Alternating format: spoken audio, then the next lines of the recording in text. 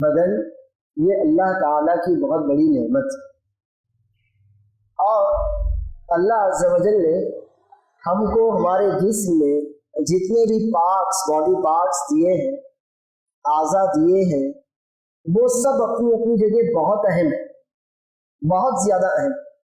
یعنی آپ ہرگز بھی ایسا نہیں سمجھ سکتے کہ اگر ان میں سے کوئی ایک پارٹ نہ ہوتا تو کوئی فرق نہیں پڑتا، ایسا نہیں ہوتا۔ یہ جو بال بھی اللہ تعالیٰ نے ہمیں دیے ہیں نا، یہ بھی بہت زیادہ اہم ہے۔ آپ خود اپنا تصور کیجئے، آپ کے سر پر بال ہو اور آپ کے سر پر بال نہ ہو، دیکھیے آپ کو کتنا فرق محسوس ہوتا ہے۔ یہ ناخن جو اللہ تعالیٰ نے ہمیں دیے ہیں یہ بھی بہت زیادہ اہم ہے، لیکن یہ ہے کہ کچھ چیزیں ایسی ہوتی ہیں جو زیادہ اہم ہوتی، ان کا امپورٹنس دوسری چیزوں کے مقابلے میں اور زیادہ ہوتا ہے۔ جیسے اگر آپ کے بال نہ ہو آپ جی سکتے ہیں، آپ کے ہاتھ ہیں الحمدللہ اللہ حفاظت کرے، نہ ہو آپ جی سکتے ہیں۔ آنکھیں الحمدللہ اللہ کی بہت بڑی نعمت ہے، نہ ہو آپ جی سکتے ہیں۔ لیکن آپ ذرا اندازہ لگائیے، اگر دل نہ ہو تو کیا آپ جی سکتے ہیں؟ جی نہیں۔ تو اس پارٹس اللہ عز و جل نے جو بھی آپ کو دیے وہ ہے تو بہت زیادہ اہم، لیکن ان کی کیٹیگری ہو سکتی کہ کچھ پارٹس ایسے ہیں جو اگر نہ ہو تو ہم جی سکتے ہیں، زندگی میں بہت زیادہ فرق نہیں پڑے گا، فرق پڑتا ہے لیکن بہت زیادہ فرق نہیں پڑے گا۔ کچھ پارٹس ایسے ہوتے ہیں کہ جو اگر نہ ہو تو تھوڑا فرق پڑے گا، مشکل ہوگی، زندگی گزارنے میں تکلیف ہوگی، لیکن اس سے اونچے درجے کے پارٹس وہ ہیں کہ اگر نہ ہو تو ہم اور آپ زندگی نہیں گزار سکتے، ہماری اور آپ کی زندگی کا کوئی تصور نہیں ہو سکتا۔ تو اسی اعتبار سے ان پارٹس کے اعمال کی اہمیت بھی بڑھ جاتی ہے۔ جس اعتبار سے وہ پارٹ اہم ہے نا، آپ کے جسم کا وہ حصہ جتنا زیادہ اہم ہے نا، اسی اعتبار سے اس کے عمل کی بھی اہمیت، امپورٹنس بڑھ جاتی ہے۔ اب اللہ عز و جل نے ہم کو جو دین دیا، اللہ رب العالمین نے ہم کو جس دین سے نوازا ہے، اس دین میں آپ کو کام کرنا ہے، عبادت کرنی ہے۔ وہ عبادتیں جو ہم اپنے جسم سے کرتے ہیں، وہ عبادتیں جو جسمانی عبادتیں کہلاتی ہیں، اور دوسری وہ عبادتیں جو دل کی عبادتیں کہلاتی ہیں۔ ایک وہ عبادتیں جو جسمانی عبادتیں کہلاتی ہیں، مثلا آپ نے نماز پڑھی، یہ جسم کی عبادت ہے۔ آپ اپنے والدین کی فرما برداری کرتے ہیں، یہ جسم کی عبادت ہے۔ آپ کوئی بھی نیک کام، چیریٹی ورک، سوشل ورک، جو کچھ بھی کرتے ہیں وہ سب کون سی عبادتیں ہیں؟ وہ آپ کے جسم کی عبادتیں ہیں۔ لیکن ہمیشہ یاد رکھیے کہ اللہ عز و جل نے ہم کو جس دل سے، ہاتھ سے نوازا ہے، جیسے وہ جسمانی اعضاء میں سب سے زیادہ اہمیت رکھتا ہے، اسی طرح اس کی عبادت اور اس کا عمل بھی سب سے زیادہ اہمیت رکھتا ہے۔ انشاءاللہ آج کے اس درس میں میں آپ کے سامنے اعمال القلوب، دل کے کچھ اعمال رکھنے کی کوشش کروں۔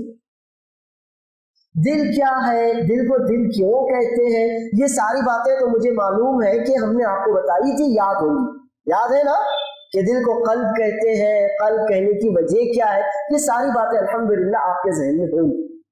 اب آج کے درس میں ہم کو یہ دیکھنا ہے کہ عبادتوں کی دو قسمیں ہوتی ہیں، ایک جو جسمانی عبادت ہے، آپ یہاں بیٹھے ہیں تو یہ آپ کی جسمانی عبادت ہے، لیکن ہمارا دل بھی عبادت کرتا ہے، ہمارا دل بھی عمل کرتا ہے۔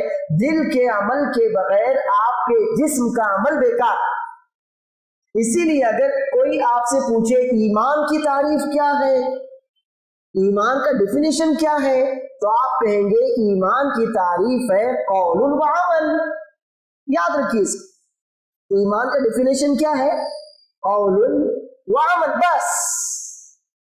قول یعنی اقرار کرنا، زبان سے بولنا، زبان سے اقرار کرنا کہ اللہ تعالیٰ ایک ہے، اللہ کا کوئی شریک نہیں، اللہ اکیلا معبود ہے، لا الہ الا اللہ، یہ ہے آپ کا قول۔ پھر عمل کیا ہے؟ اس کے بغیر عمل نہیں ہو سکتا۔ عمل القلب والجوارح، ہمیشہ یاد رکھیں، دل کا عمل اور اعضاء کا عمل. تو کتنی چیزیں ہو گئی؟ 2 میں 3. کتنی ہو گئی؟ 2 میں 3. زبان سے آپ نے اقرار کیا، آپ کے دل نے اس کی تصدیق کی. دل میں جو خیالات آتے ہیں، دل میں جو سوچ آتی ہے، جو فکریں آتی ہیں، جو کچھ بھی خیالات آتے ہیں، اچھے برے، وہ سب دل کا عمل کہلاتے ہیں. دل میں جو کچھ بھی اچھے برے خیالات، وسوسے، تصورات، فکریں، جو کچھ بھی دل کی کیفیات ہوتی ہیں، وہ سب کیا کہلاتی ہے؟ دل کے اعمال. تو ایمان بھی دل کا عمل ہے. دل تصدیق کرتا ہے نا اس چیز کی جو آپ زبان سے بول رہے ہیں. آپ اگر زبان سے بولیں اور دل اس کی تصدیق نہ کرتا ہو تو اس کو ایمان نہیں کہیں گے. تو پہلے ہے قول، عمل، عمل القلب، اور پھر اس کے بعد آپ کے جسم کا عمل. یعنی آپ کے دل نے مانا نا کہ اللہ ایک ہے، اسی نے ہم کو پیدا کیا، وہی اس پوری کائنات کو بنانے والا ہے. آپ کے دل نے تسلیم کیا، تبھی آپ زبان سے اقرار کریں گے، تبھی آپ زبان سے اقرار کریں گے، اور تبھی آپ اپنے جسم سے اس کے مطابق عمل کریں گے، ہے نا. تو آج کے درس میں انشاءاللہ ہم یہی جاننے کی کوشش کریں گے کہ دل کے اعمال کون سے. پہلے تو یہ جان لیجئے کہ دل کے اعمال کے تعلق سے اللہ کے رسول صلی اللہ علیہ وسلم کا ایک فرمان مبارک کتنا زیادہ اہم ہے، میں اس کو آپ کے سامنے رکھتا ہوں. صحیح مسلم کی روایت ہے، حذیفہ بن یمان رضی اللہ عنہما، باپ بیٹے دونوں صحابی، حذیفہ بن یمان رضی اللہ عنہما کہتے ہیں میں نے رسول اللہ صلی اللہ علیہ وسلم کو فرماتے ہوئے سنا، تعرض الفتن على القلوب كالحصير عودا عودا فأي قلب أشربها نكت فيه نكتة سوداء وأي قلب أنكرها نكت فيه نكتة بيضاء حتى تصير على قلبين على أبيض مثل الصفا فلا تضره الفتن ما دامت السماوات والأرض وعلى أسود مرباد كالكوز مدخية لا يعرف معروفا ولا ينكر منكرا إلا ما أشرب من هوا. جتنے بھی فتنے ہیں نا، جو بھی فتنے آپ کو کسی بھی طرح سے پریشان کرنے والی چیز، آپ نماز پڑھنا چاہیں کوئی کام آ جائے تو وہ فتنہ ہے، آپ نماز سے رک جائیں وہ فتنہ ہے، آپ اپنے والدین کی، ماں باپ کی فرما برداری خدمت نہ کریں، کسی بھی کام میں مصروف ہو تو وہ بھی فتنہ ہے، آپ کا مال آپ کو اللہ کی عبادت، اللہ کے ذکر سے روک دے تو وہ فتنہ ہے، آپ کی بیوی اگر آپ کو اللہ کے ذکر سے روکتی ہے تو وہ فتنہ، آپ کی اولاد اگر آپ کو اللہ کے دین سے روکنے یا اس میں سست بنانے میں کردار ادا کرتی ہے تو وہ بھی فتنہ. تو اللہ کے رسول صلی اللہ علیہ وسلم فرماتے جتنے بھی فتنے ہیں نا وہ انسانوں کے دلوں پر ایسے ہی یلغار کرتے ہیں جیسے چٹائی کی باریک باریک کاڑیاں. چٹائی دیکھی ہے آپ نے تو نئے زمانے کی چٹائی دیکھی ہوگی جو مشین سے بنی جاتی ہے، لیکن جو ہاتھ سے چٹائیاں بنی جاتی ہیں نا بچوں، آپ نے دیکھی ایسی چٹائیاں جن کی بڑی بڑی کاڑیاں ہوتی ہیں، کبھی سجدے میں جاؤ تو ہاتھ میں چھپ جاتی ہیں، ایسی چٹائیاں دیکھیں آپ نے؟ دیکھے نا؟ کوئی بات نہیں، اگر آپ نے مشین کی بھی چٹائیاں دیکھی ہے جو مشین سے بنائی جاتی ہے تو ان میں باریک باریک ایسی کاڑیاں جیسی ہوتی ہے نا، تو ویسے ہی ایک کے بعد ایک لگاتار ایک دوسرے سے ملے ہوئے فتنے انسان کے دل پر یلغار کرتے ہیں. اب جس دل میں اللہ کا خوف ہوتا ہے، جو اپنی حفاظت کرنا جانتا ہے وہ تو بچ جاتا ہے، لیکن جو پرواہ نہیں کرتا، جس دل میں اللہ کا ڈر، اللہ کا تصور نہیں ہوتا، وہ ان فتنوں کو قبول کر لیتا. حتیٰ کہ اسی اعتبار سے فتنوں سے اپنے آپ کو بچانے اور فتنوں میں اندر چلے جانے، پھنس جانے کے اعتبار سے دلوں کی 2 قسمیں ہو جاتی ہیں. ایک تو بالکل صاف ستھرا دل ہوتا ہے جس میں اللہ کے علاوہ کسی کا تصور، کسی کا خیال نہیں ہوتا، تو وہ دل جو اللہ کی محبت پر جم جاتا ہے نا، تو جب تک آسمان و زمین ہے انشاءاللہ اس دل کو کوئی نقصان نہیں پہنچ سکتا، کوئی فتنہ اس دل کو حق سے ہٹا نہیں سکتا۔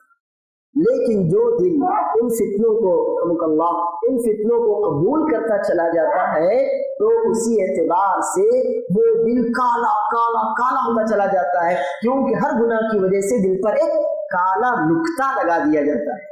پھر بندہ اگر اپنے دل کی صفائی کا خیال نہ رکھے تو وہ نقطے بڑھتے بڑھتے بڑھتے پورے دل پر چھا جاتے ہیں، اور پورا دل ایسا ہو جاتا ہے جیسے الٹا مٹکا۔ مٹکا دیکھا ہے اپنے؟ مٹکا گھڑا جس میں آپ پانی بھرتے ہیں، گرمی کے موسم میں پانی پیتے ہیں، وہ کالا مٹکا دیکھا ہے کبھی؟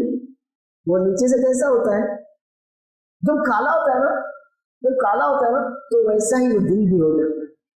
وہ پھر جب دل ایسا الٹے گھڑے کی مانند ہو جائے تو الٹے گھڑے میں پانی ٹھہرتا ہے کیا؟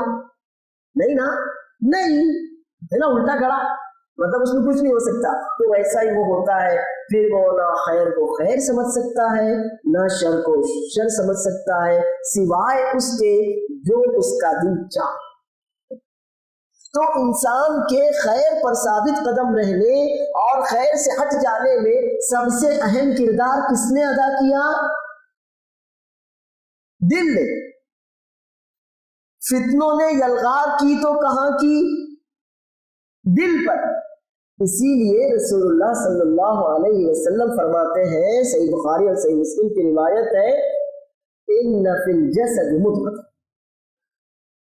اذا صلحت صلح الجسد كله واذا فسدت فسد الجسد كله الا وهي القلب۔ ہمارے جسم میں، ہر انسان کے جسم میں ایک چھوٹا سا گوشت کا ٹکڑا ہوتا ہے، چھوٹا سا ٹکڑا ہے، چھوٹا ہے بہت۔ آپ کے ہاتھ کے مقابلے میں دل بہت چھوٹا ہے، آپ کے سر، آپ کی کھوپڑی کے مقابلے میں دل بہت چھوٹا ہے، آپ کے پیروں کے مقابلے میں دل تو بہت چھوٹا سا ہے، چھوٹی سی جگہ میں وہ آ جاتا ہے، وہی دھک دھک دھک کرتا ہے، وہ اتنا ہی نہیں۔ اگر وہ دل، وہ چھوٹا سا ٹکڑا اچھا ہو تو انسان کے پورے اعضاء سر سے پیر تک اچھے ہوتے ہیں، اور اگر وہی بگڑ جائے، اگر وہی بگڑ جائے تو انسان کا پورا جسم بگڑ جاتا ہے۔ رسول اللہ صلی اللہ علیہ وسلم فرماتے ہیں، الا وہی القلب، وہ کیا ہے؟ وہ دل۔ تو دل کی حیثیت ہمارے جسم میں بادشاہ کی طرح، حاکم کی طرح ہوتی ہے۔ پورے جسم پر دل کا حکم چلتا ہے، پورے جسم پر کس کا حکم چلتا ہے؟ دل کا حکم چلتا ہے۔ یعنی اگر آپ کا دل چاہے اور آپ دیکھنا چاہیں کسی چیز کو تو دیکھیں گے، اور نہ دیکھنا چاہیں تو نہیں دیکھیں گے۔ کئی بار ایسا ہوتا ہے کہ آپ کی امی، آپ کے ابو، آپ کی بہن، آپ کی بیوی، آپ کی بیٹی کھانا لا کر رکھتی ہے اور آپ کہتے ہیں دل نہیں چاہ، کیا کہتے ہیں آپ؟ دل نہیں چاہ۔ کبھی ایسا ہوتا ہے کہ آپ کہتے ہیں آج فلاں چیز کھانے کا دل چاہ، کہیں گھومنے کا دل چاہ، تو بتائیے آپ جو کھائیں گے، ہاتھ سے کھائیں گے، منہ سے کھائیں گے، حلق کے ذریعے نیچے جائے گا، اس میں دل کے چاہنے اور نہ چاہنے کا کچھ دخل ہے کہ نہیں ہے؟ حالانکہ آپ جو کھائیں گے نا، براہ راست دل کو کوئی لینا دینا نہیں اس سے۔ آپ جو کھائیں گے، آپ جو پیئیں گے، آپ جو گھومیں گے، براہ راست ڈائریکٹلی دل کا اس میں کوئی لینا دینا نہیں ہے، لیکن دل جو چاہے گا وہی آپ کے اعضاء کریں گے، اور دل جو نہیں چاہے گا آپ کے اعضاء وہ کام نہیں کریں گے۔ تو گویا ایک طرح سے ہمارا دل پورے جسم کے لیے کاہے کی حیثیت رکھتا ہے؟ حاکم کی حیثیت رکھتا ہے، باس ہے، سب کا لیڈر ہے، بادشاہ ہے۔ تو یہ ہے دل کی اہمیت ہمارے جسم کے اعتبار سے اور ہماری شریعت کے اعتبار سے۔ اب آئیے ہم یہ دیکھیں کہ دل کے اعمال کون کون سے۔ پہلے تو یہ بات سمجھ میں آ گئی نا کہ دل کے اعمال کی اہمیت جسم کے اعمال کی اہمیت سے زیادہ، یہ بات سمجھ میں آئی نا؟ بات سمجھ میں آئی کہ دل کے اعمال کی اہمیت جسمانی اعمال کی اہمیت سے کیسی ہے؟ زیادہ ہے۔ بس اب دل کے کچھ اعمال میں آپ کے سامنے رکھتا ہوں تو آپ کی سمجھ میں میری بات اور اچھی طرح آئے گی کہ میں نے جو کہا دل کے اعمال کی اہمیت زیادہ ہے وہ کس اعتبار سے۔ ایک بات مجھے بتائیے، آپ نماز کے لیے آئے، نماز میں آپ شریک رہے، امام صاحب کے ساتھ شریک رہے، سب سے آخر میں آپ، لیکن آپ کا مقصد تھا کہ لوگ مجھ کو نمازی کہیں۔ آپ کا کیا مقصد تھا؟ لوگ مجھ کو نمازی کہیں۔ تو اللہ کے یہاں آپ کی وہ نماز قبول ہوگی یا نہیں ہوگی؟ قبول ہوگی یا نہیں ہوگی؟ نہیں ہوگی نا۔ اب اگر کوئی کہ اللہ تعالیٰ سے کہ اللہ تعالیٰ نماز کیوں نہیں قبول کر رہا ہے، میں نے تو 4 رکعت امام کے ساتھ پڑھا، امام سے پہلے میں حاضر تھا، امام کے ساتھ پوری لگن سے نماز پڑھا، امام صاحب کے جانے کے بعد بھی آدھا گھنٹہ مسجد میں رہا، پوری نماز پڑھی، سب دعائیں مانگی، سب کیا، اب تو میری نماز کیوں نہیں قبول کر رہا؟ تو جواب کیا ملے گا اس کا؟ جواب کیا ملے گا کہ بندے تم نے نماز پڑھی ہے، اس سے انکار نہیں، یعنی جسم کا جو عمل تھا وہ تم نے کیا، لیکن کون سے عمل میں تم چوک گئے؟ کون سے عمل میں چوک گئے؟ دل کے عمل میں چوک گئے۔ تو آپ یہ بتائیے، اب دل کا عمل اہم ہوا یا جسم کا عمل اہم ہوا؟ ہے نا؟ یعنی دل کے عمل میں چوکنے کی وجہ سے آپ نے جو کچھ بھی کیا تھا وہ سب کا سب ضائع ہو گیا، سب کا سب کیا ہو گیا؟ ضائع ہو گیا۔ آپ مثلا کسی کی مدد کرتے ہیں، کسی کو پیسے کی ضرورت تھی، آپ نے پیسے سے مدد کی، کوئی راستہ بھٹک گیا تھا، آپ نے اس کو اس کے گھر تک پہنچا دیا، کوئی بیمار تھا، آپ نے اس کی تیمارداری کے سارے کام آپ نے کر لیے، لیکن مقصد یہ تھا کہ لوگ یہ کہیں کہ آپ ماشاءاللہ کتنا زیادہ لوگوں کا خیال رکھنے والے ہیں، کتنے زیادہ چیریٹی ورک میں آپ آگے ہیں۔ یہ نیت اگر آپ کی تھی، آپ نے پیسہ خرچ کیا، آپ نے مال خرچ کیا، آپ نے وقت لگایا، آپ نے صلاحیت لگائی، لوگوں کی بھرپور مدد بھی کی، لیکن دل کا عمل آپ کے ساتھ تھا کیا؟ نہیں تھا۔ تو اللہ عز و جل کے یہاں آپ کو آپ کے اس جسمانی اعمال کا بدلہ ملے گا کہ نہیں ملے گا؟ نہیں ملے گا، کیونکہ دل کا عمل آپ کے ساتھ نہیں تھا۔ لیکن کبھی ایسا ہوتا ہے کہ دل کا عمل اور جسم کا عمل نہ ہو تو بھی اللہ تعالیٰ ثواب دیتا ہے۔ یاد رکھیں، جسم کا عمل ہے لیکن دل کا عمل نہیں ہے تو اللہ کے یہاں ثواب نہیں ملتا، دل کا عمل ضروری ہے۔ اور اگر دل کا عمل ہو، جسم عمل نہ کر سکے تو ثواب ملتا ہے۔ صحیح بخاری اور صحیح مسلم کی روایت ہے، اللہ کے رسول صلی اللہ علیہ وسلم نے صحابہ کرام سے فرمایا، ایک سفر سے واپسی کے وقت، ان فی المدینۃ رجالا لا تسلکون مسلکا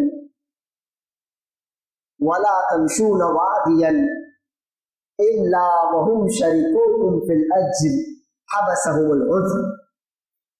بے شک مدینے میں بہت سے لوگ ہیں، تم نے جو بھی تکلیفیں اٹھائیں، جو گھاٹیاں پار کی، جن راستوں پر چلے نا، تو وہ لوگ مدینے میں رہتے ہوئے بھی تمہارے ساتھ اجر میں شریک ہیں۔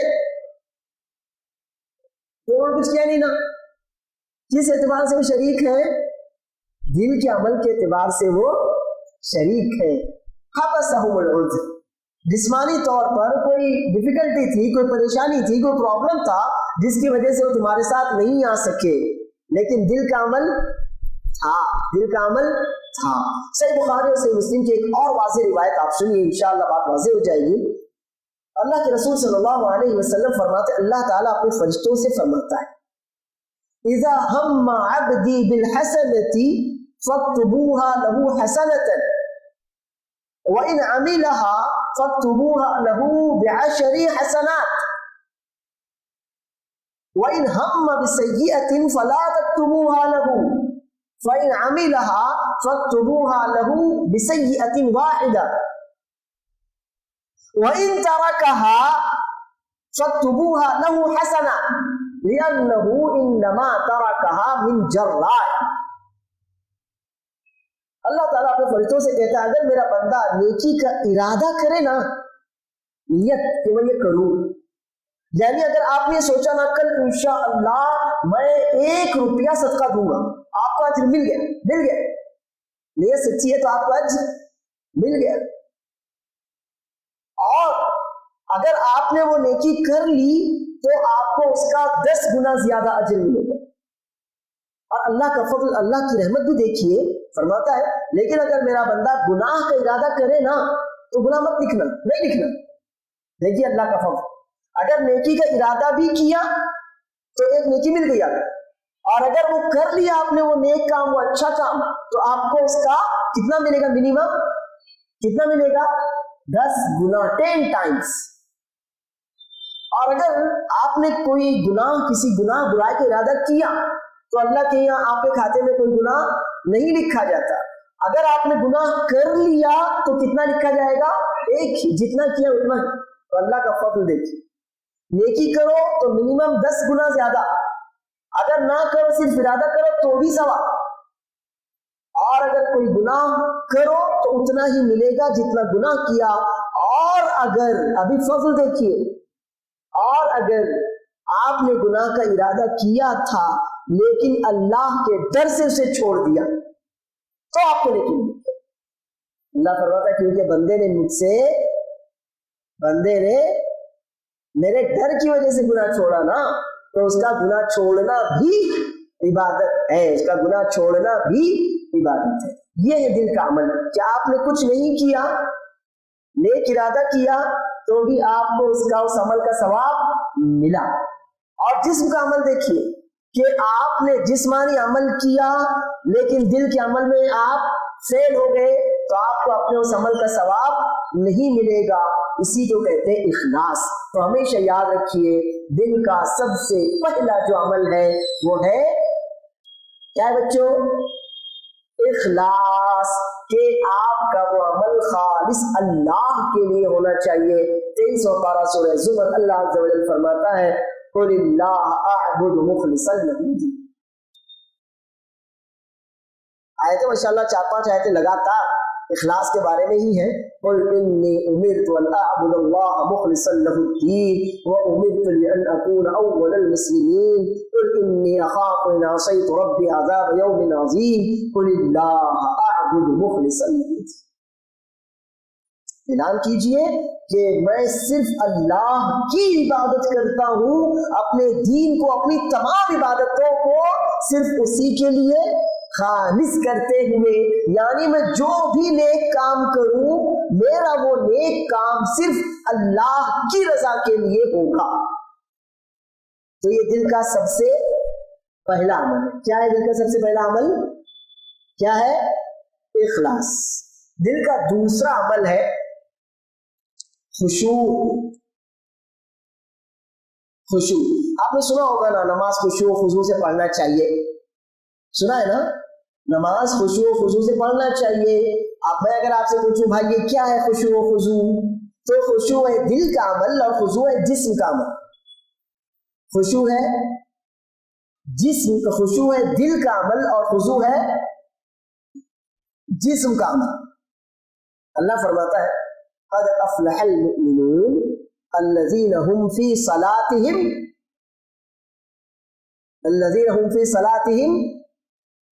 خاشعون، الذين هم في صلاتهم خاشعون، وہی مومنین کامیاب ہوں گے۔ کئی ماشاءاللہ آگے صفات ہیں، ان میں سے پہلی صفت اللہ نے یہ بیان کی کہ جو نماز کیسے پڑھتے ہیں؟ خشوع سے پڑھتے ہیں۔ اب خشوع کیا ہے تو جان لیجئے، خشوع کا مطلب ہے آپ جو کام کر رہے ہیں نا اس کے علاوہ آپ کو کسی اور بات کی پرواہ نہ رہے، دل میں اور کوئی خیال نہ۔ آپ نماز پڑھ رہے ہیں نا تو آپ کے دل میں پوری نماز کے دوران کوئی اور خیال نہ آئے، اس کو کیا کہتے ہیں؟ خشوع۔ کہ آپ نے جب اللہ اکبر کہا وہاں سے لے کر السلام علیکم ورحمۃ اللہ تک نماز کے علاوہ اور کوئی خیال آپ کے دل میں آیا کہ نہیں آیا؟ نہیں آیا، تو اس کو کیا کہیں گے؟ خشوع کہیں گے، خشوع کہیں گے۔ اور آپ کا جسم خضوع کیسے ہوگا؟ یہ آپ نے ہاتھ باندھے ہوئے ہیں تو یہ ہو رہا ہے، ٹوپی سیدھی ہو رہی ہے، کوئی ناک میں انگلیاں ڈال رہا ہے، کوئی دانت کرید رہا ہے۔ کتنی گندی بات! مسجد میں یہ سب کرتے نا آپ لوگ؟ مسجد میں کرتے کہ نہیں یہ سب؟ نہیں نا بچوں، آپ لوگ کرتے نہیں۔ لیکن یہ یاد رکھیے کہ آپ کے اعضاء نماز میں جن جگہوں پر ہونا چاہیے اگر وہ وہاں سے ہٹے تو آپ کا کیا خراب ہوا؟ کیا خراب ہوا؟ خضوع خراب ہوا. اور نماز میں آپ کے دل کی پوری توجہ، پوری لگن صرف نماز میں ہونی چاہیے. اگر وہاں سے کہیں اور گئی تو آپ کا کیا خراب ہوا؟ خشوع خراب ہوا. اور اللہ عز و جل نے کن مسلمانوں کے لیے کہا کہ وہ کامیاب ہوں گے؟ جو نماز کیسی پڑھتے ہیں؟ پورے خشوع سے پڑھتے ہیں. دل جتنا زیادہ آپ کا پرسکون رہے گا، دل میں جتنا زیادہ شوق، لگن، جذبہ اور چاہت ہوگی نا، اتنا ہی زیادہ آپ کا وہ شوق، وہ لگن، وہ جذبہ آپ کے جسم سے ظاہر ہوگا. اب ایک آدمی نماز پڑھ رہا ہے، نماز میں داڑھی بھی کھجاتا ہے، چشمہ بھی بار بار سیدھا کرتا ہے، ٹوپی بھی بار بار سیدھی کرتا ہے، ادھر بھی کھجلی آتی ہے اس کو، ادھر بھی کھجلی آتی ہے اس کو، پیچھے سے کون آ رہا اس پر بھی دھیان رکھتا، آگے سے کون آ رہا اس پر بھی دھیان رکھتا. اگر 10 منٹ کی ہو جائے، امام صاحب سے 11 منٹ ہو جائے تو پریشان ہو جاتا ہے، کیا اتنی لمبی نماز پڑھا رہے. تو یہ ساری چیزیں دل سے نکل کر کہاں سے ظاہر ہوتی ہیں؟ جسم سے. یہ ساری چیزیں کہاں سے نکل کر ظاہر ہوتی ہیں؟ جسم سے ظاہر ہوتی ہیں. تو یاد رکھیے، اگر آپ یہ چاہتے ہیں کہ اللہ کے یہاں آپ کو آپ کی نماز کا پورا بدلہ ملے، تو نماز میں کیا ضروری ہے؟ خشوع. یہ ضروری ہے، واجب ہے.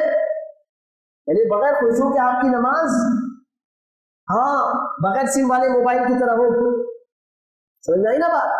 بغیر سم والا موبائل تو بہت کام کر لیتا ہے، لیکن وہ نماز تو کچھ کام کی بھی نہیں. تو یہ دل کا دوسرا عمل ہے، جو دل میں ہوتا ہے. تیسرا عمل ہے دل کا محبت. دل کا تیسرا عمل کیا ہے؟ محبت کس سے ہونی چاہیے؟ اللہ تعالیٰ سے، اس کے رسول صلی اللہ علیہ وسلم سے، صحابہ کرام سے. اپنے ماں باپ سے ہونا چاہیے کہ نہیں ہونا چاہیے؟ نہیں ہونا چاہیے. اپنے بھائیوں اپنی بہنوں سے ہونا چاہیے کہ نہیں ہونا چاہیے؟ ہونا چاہیے نا. شوہر کو بیوی سے، بیوی کو شوہر سے ہونا چاہیے کہ نہیں ہونا چاہیے؟ ایک پرائے لڑکے کو پرائی لڑکی سے ہونا چاہیے کہ نہیں ہونا چاہیے؟ ہاں نہیں. سمجھ میں آئی نا بات؟ نہیں. حدود ہے نا بھائی. کیا ہے اس کی؟ حدود. ان حدود کے باہر آپ نکلیں گے تو گریں گے. آپ کو یہ لمٹ دی گئی، بس اس لمٹ کے باہر آپ نکلے تو کیا ہوا؟ گرے. تو محبت یہ دل کا عمل ہے. محبت کہاں کا عمل ہے؟ دل کا. بس آپ یہاں بیٹھے ہیں، میں آپ سے محبت کرتا ہوں یا نہیں کرتا، یہ کیسے پتا چلے گا؟ کیسے پتا چلے گا؟ کیسے پتا نہیں چلتا؟ ہم لوگ ایک دوسرے کو دھوکہ بھی دیتے ہیں. میں آپ سے محبت کر رہا ہوں کہ نہیں کر رہا ہوں تو میرے دل میں ہے نا، لیکن میں آپ کے ساتھ اچھے سے ملتا ہوں. ہو سکتا ہے دل میں محبت نہ ہو، لیکن آپ دیکھیے، ماں باپ اپنی اولاد سے جو محبت کرتے ہیں نا، اس محبت میں کھوٹ نہیں ہوتی. ماں باپ اپنی اولاد سے جو محبت کرتے ہیں نا، اس محبت میں کوئی کھوٹ نہیں ہوتا. ہم اپنے ملک سے جو محبت کرتے ہیں نا، اس محبت میں کوئی کھوٹ نہیں ہوتا. نہیں ہوتا. سمجھ میں آئی بات؟ ہم اپنی قوم سے، اپنے ملک سے، اپنے وطن سے جو محبت کرتے ہیں، یہ محبت خالص سچی ہوتی ہے. اس میں کسی بھی طرح کا کوئی کھوٹ اور کوئی دوگلی پالیسی نہیں ہوتی. سمجھ میں آئی بات؟ اور یہ محبت دل کا، اس کا عمل ہے دل کا. مثلا مان لیتے ہیں کہ مجھے آپ سے محبت ہے، میں آپ کے ساتھ اچھی طرح پیش آ رہا ہوں. دوسری شکل مجھے آپ سے محبت نہیں ہے، پھر بھی میں آپ کے ساتھ اچھی طرح پیش آ رہا ہوں. تو میرے پیش آنے اور نہ آنا یہ کوئی دلیل نہیں ہے مجھے آپ سے محبت ہے کہ نہیں. منافقین رسول اللہ صلی اللہ علیہ وسلم کے پاس آتے تھے اور بہت چھپ کر ملتے، تواضع سے ملتے، لیکن کیا وہ نبی کریم صلی اللہ علیہ وسلم سے محبت کرتے تھے؟ نہیں. تو ہمیشہ یاد رکھیے کہ محبت دل کا عمل، اور دل کا عمل جب تک اپنے جسم سے، اپنے اعمال سے صحیح طور پر ظاہر نہ ہو، سامنے والے کو پتا نہیں چلتا. اللہ کے رسول صلی اللہ علیہ وسلم کچھ صحابہ کرام کے ساتھ تھے. ایک صحابی وہاں سے گزرے، تو ان میں سے ایک صحابی جو وہاں موجود تھے، انہوں نے کہا اللہ کے رسول صلی اللہ علیہ وسلم، وہ جو صاحب جا رہے ہیں نا، میں ان سے اللہ کی خاطر محبت کرتا ہوں. تو رسول اللہ صلی اللہ علیہ وسلم نے فرمایا جا کر ان سے کہو، جا کر ان کو بتاؤ کہ تم ان سے اللہ کی خاطر محبت کرتے ہو تاکہ ان کے دل میں بھی تمہارے لیے محبت کے، پیار کے اچھے جذبات پیدا ہو سکے. تو ہم کسی بھی چیز سے محبت کرتے ہیں نا، وہ ہمارے دل کا عمل، لیکن جب ہم عمل دل سے وہ عمل کریں محبت کا، تو ضروری ہے کہ ویسا ہی ہمارے اخلاق سے، ہمارے کردار سے اور ہمارے اعمال سے ظاہر ہونا چاہیے. ویسا ہی ہمارے اعمال سے، ہمارے اخلاق سے، ہمارے کردار سے ظاہر ہونا چاہیے. اللہ کے رسول صلی اللہ علیہ وسلم فرماتے ہیں، صحیح بخاری اور صحیح مسلم کی روایت ہے، ثلاث من کن فیہ وجد بہن حلاوۃ الایمان من کان اللہ ورسولہ احب الیہ مما سواہما. تین اچھائیاں، دو کو بھی ہم سائڈ میں رکھ دیتے ہیں کیونکہ ابھی یہاں اس کا کوئی ٹاپک نہیں ہے. تین اچھائیاں جس میں بھی ہوں گی، ان اچھائیوں کی وجہ سے وہ ایمان کی حلاوت پا لے گا، ایمان کی مٹھاس چکھ لے گا. ان میں سے سب سے پہلی اچھائی کیا ہے؟ من کان اللہ ورسولہ احب الیہ مما سواہما، کہ جس آدمی کو اللہ اور اس کے رسول صلی اللہ علیہ وسلم تمام کائنات سے زیادہ محبوب ہو. تو ہمیشہ یاد رکھیے، اگر آپ یہ چاہیں گے نا کہ اللہ کے رسول صلی اللہ علیہ وسلم کو سائڈ میں کر کے اللہ تک پہنچ جائے تو ممکن نہیں ہے. یاد رکھیے، اگر آپ یہ چاہیں گے نا کہ اللہ کے رسول صلی اللہ علیہ وسلم کی اطاعت کو، اتباع کو، فرمانبرداری کو، محبت کو، چاہت کو، الفت کو سائڈ میں رکھ کر اللہ تک پہنچ جائیں تو یہ پاسبل نہیں ہے. اللہ جل خود فرماتا ہے تیسرے پارے سورہ آل عمران کی آیت ہے، قل ان کنتم تحبون اللہ فاتبعونی. اب اعلان کر دیجیے، اگر تمہیں اللہ سے محبت کا دعویٰ ہے نا تو تم کو کیا کرنا پڑے گا؟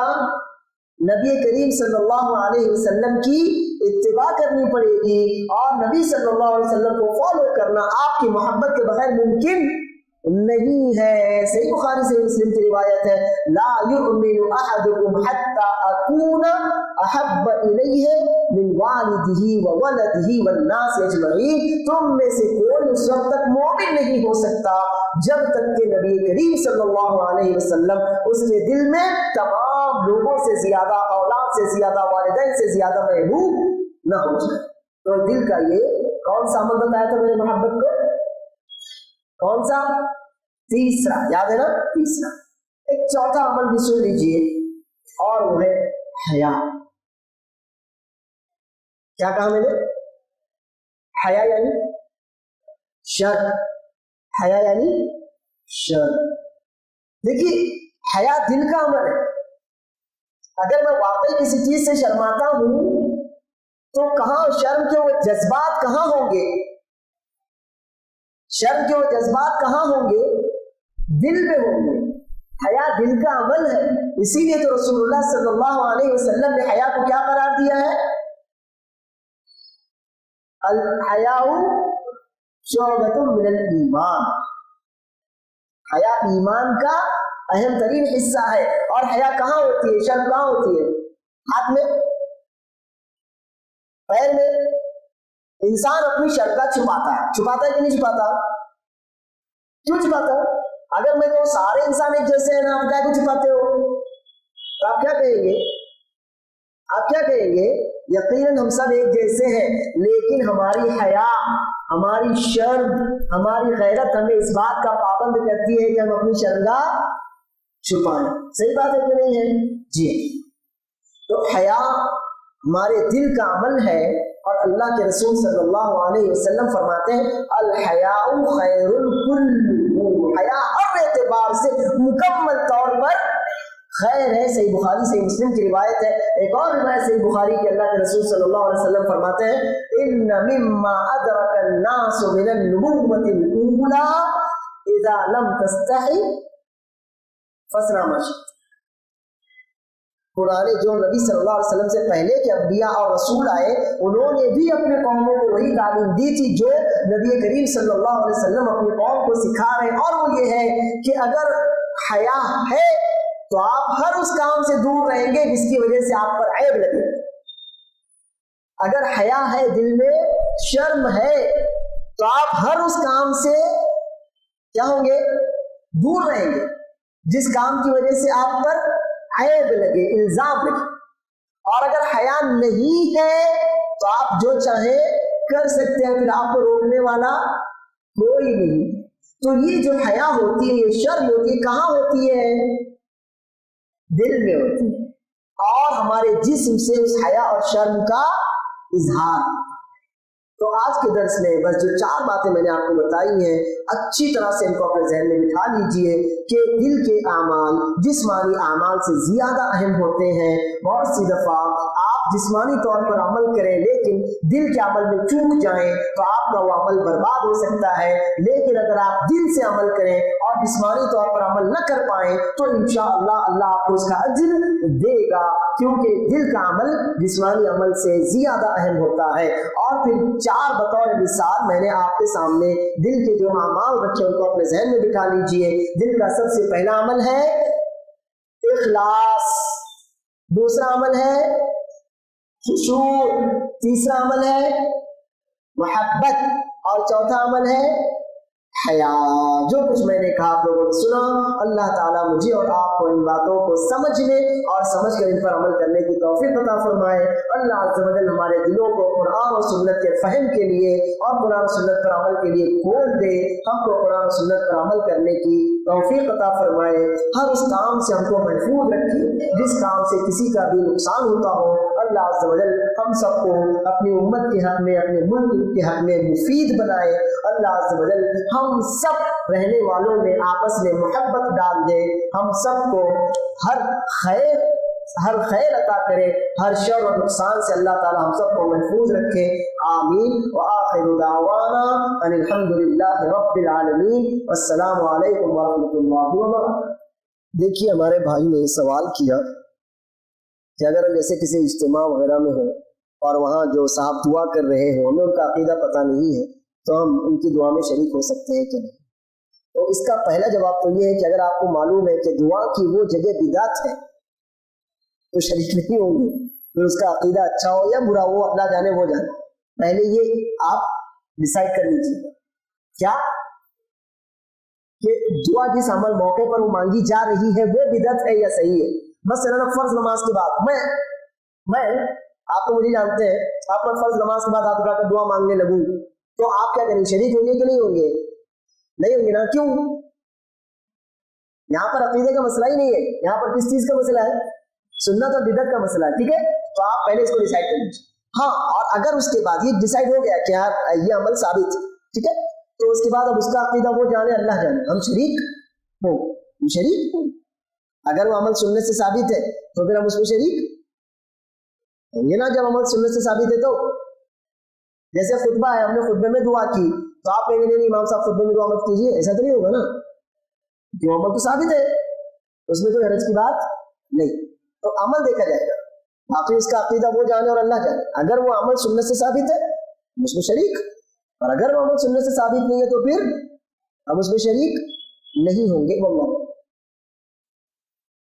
हमारे भाई ने एक सवाल किया कि बहुत से मामलात पर गैर शरई रस्में होती, कुछ फंक्शन गैर शरई होते हैं, कुछ रस्में गैर शरई होती हैं, तो पहली बात तो ये कि क्या हम उनमें जा सकते हैं? तो जवाब तो ये है कि भाई जब आपने खुद कहा गैर शरई तो आप नहीं जा सकते। दूसरी बात यह है कि कभी कभी मजबूरी होती है, जैसे कि वो फंक्शन तकरीब करने वाले मसलन हमारे भाई हैं, हमारे चचा हैं, हमारे मामू, रिश्तेदारी होती है, तो वहाँ जाने के ताल्लुक से हमें सहाबा किराम रज़ी अल्लाह अन्हुम के जो आसार मिलते हैं वो ये है कि अगर आप वहाँ जाएं और वहाँ जाकर आप उस बुराई पर नकीर कर सके कि भाई ये गलत है, भाई ये गलत है, ठीक है ना, तो आप वहां जाइए, उनको उनकी गलती बताइए। लेकिन अगर ये है कि आता तो जा, तो फिर क्या करेंगे आप? तो फिर चले जाएंगे क्या रिश्तेदारी बोलकर? एक मुसलमान की रिश्तेदारी तो सिर्फ अल्लाह से होती है, याद रखो बस। किससे होती है रिश्तेदारी? किससे होती है भाई? अगर आप अल्लाह से जुड़े ना तो आपको किसी की जरूरत नहीं है, और अगर आप अल्लाह से टूटे तो फिर पूरी दुनिया भी आपके लिए किसी काम की नहीं। तो याद रखिए, अगर वो रस्म गैर शरई है तो आप वहां पर मत जाए। لیکن یہ ہے کہ آپ کو معلوم ہے اگر میں جاؤں گا تو انشاءاللہ میں برائی پر روکوں گا ٹوکوں گا، تو ضرور جائیے، ضرور جائیے، آپ جائیے، ان کو ان کی غلطی بتائیے، ہو سکتا ہے اللہ ان کے دل میں بات ڈال دے، لیکن ایسا نہیں ہے کرو رے یہ کرو رے، ایسا تھوڑی ہے۔ برائی روکنے کا طریقہ شریعت نے بتایا نا، اس طریقے کو اپنائیے۔ اور پھر اس کے بعد یہ کہ اگر آپ کو محسوس ہوتا ہے کہ میرے جانے نہ جانے سے ان کو کوئی فرق نہیں پڑتا، تو پھر یا اگر میں گیا تو جانے کے بعد گناہ میں مبتلا ہو ہی جاؤں گا، تو پھر آپ کیا کریں، اپنے آپ کو بچا لیں، اسی میں آپ کو واللہ۔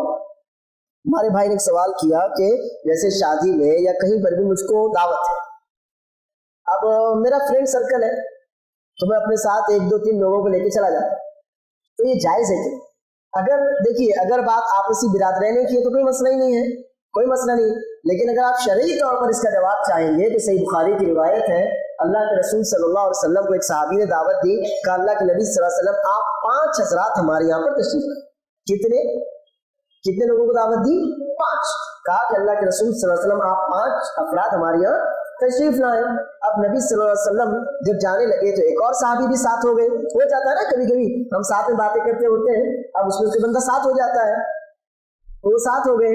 نبی صلی اللہ علیہ وسلم نے ان سے کچھ نہیں کہا۔ جب آپ میزبان کے گھر پہنچے تو کہا دیکھو آپ نے ہم 5 لوگوں کو دعوت دی تھی لیکن ایک صاحب ہمارے ساتھ آتے، اب اگر آپ مناسب سمجھے تو اجازت دیں، اور اگر مناسب نہ سمجھے تو منع کر دیں۔ تو انہوں نے کہا اللہ کے رسول صلی اللہ علیہ وسلم میں منع کیسے کر سکتا ہوں، ان کو بھی اجازت۔ تو ایک تو یہ ہوتا ہے کہ برادرانہ ہمارے تعلقات ہوتے کوئی مسئلہ ہی نہیں ہے، میں آپ سے کہوں کہ بھائی آپ اپنے ساتھ 5-7 لوگوں کو لے کر آؤ، آپ لے آتے، یا مجھے معلوم ہے آپ آئیں گے تو اکیلے نہیں آئیں گے، آپ 2-4 کو لے آئیں گے، کوئی مسئلہ نہیں۔ لیکن اگر آپ شرعی جواب چاہ رہے ہیں تو جواب وہی جو میں نے آپ کو دیا، تو آپ کو مجھ سے اجازت، مثلا میں نے کہا کہ بھائی آپ 5 لوگوں کو دعوت، دیکھیے ایگزامپل دے رہا ہوں نا، صرف ایگزامپل ہے یہ۔ مثلا عمار بھائی نے کہا کہ شیخ آپ 5 لوگوں کو میری طرف سے دعوت، اب آپ جو بھی مناسب سمجھے اللہ برکت دے، ہمارے شاگرد اللہ ان کی حفاظت کرے۔